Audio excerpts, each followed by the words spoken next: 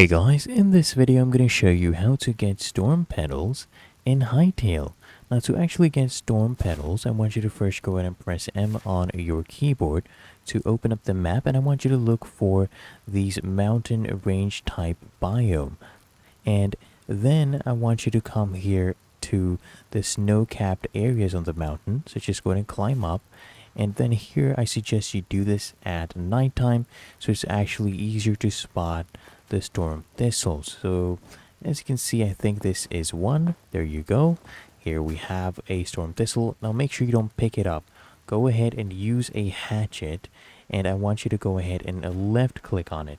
So if we go ahead and left click on this storm thistle with this hatchet, it should drop storm petals. As you can see right here, we have gotten storm petals, but that is how to go ahead and get storm petals in Hytale. If you found this helpful, make sure you smash that like button and subscribe to the channel. It really helps me out as well.